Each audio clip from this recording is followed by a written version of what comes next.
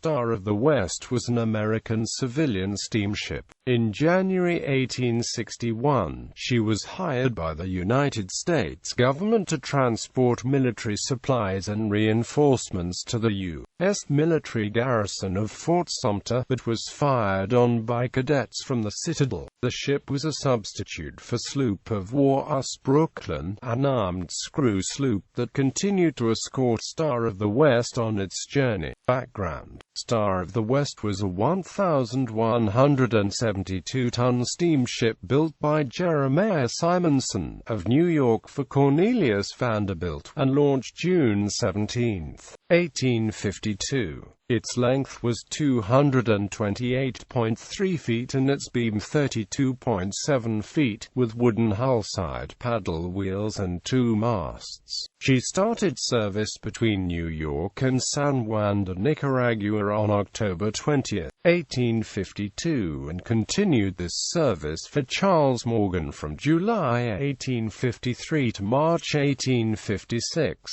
In June 1857, she started the New York to Aspinwall service for the United States Mail Steamship Company until September 1859, when it went on to the New York, Havana, New Orleans service. In January 1861, she was chartered to the War Department.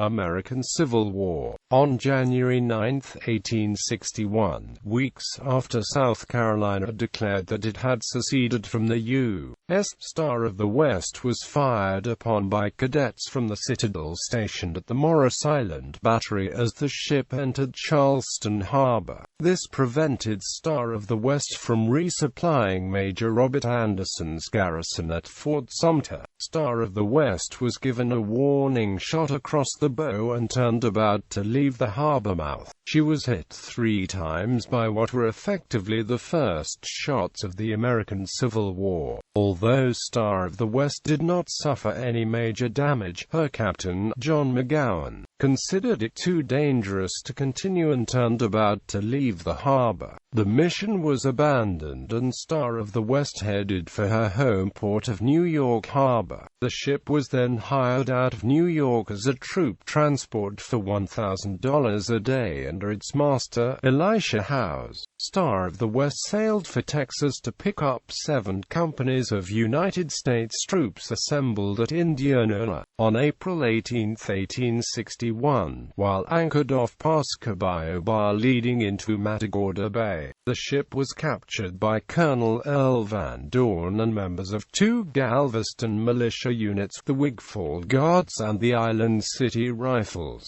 2 days later the ship was taken to New Orleans, where Louisiana's Governor Moore changed its name to CSS Street, Phila. The old name persisted, however, and Star of the West served as a naval station and hospital ship until Admiral David Farragut captured New Orleans. Still under Confederate control, Star of the West escaped recapture by transporting millions in gold, silver, and paper currency to Vicksburg and continued to Yazoo City, Mississippi, when Federal Lieutenant Commander Watson Smith tried to lead 2 ironclads and 5 smaller vessels through the Yazoo Pass into the Tallahatchie River to attack Vicksburg from the rear. Confederate defenders hurriedly constructed Fort Pemberton, and Major General William W. Loring had Star of the West sunk broadside in the Tallahatchie near Greenwood to block the passage of the Union flotilla. In a skirmish on April 12, 1863, the Union forces suffered heavy casualties and were forced to withdraw. Following the war, the owners of Star of the West collected $175,000 in damages from the United States government for their loss.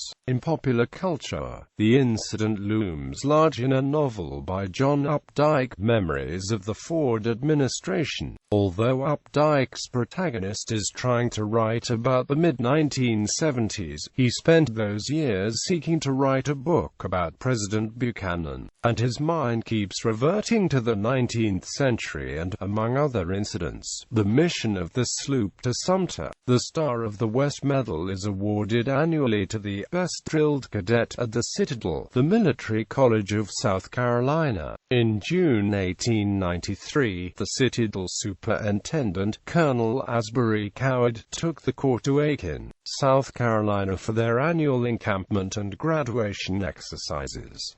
The excellent military work of the cadets suggested to Dr. Benjamin H. Teague, a Confederate veteran, and a collector of Confederate relics, to present to the Citadel a medal for the winner of the Best Drilled Cadet competition.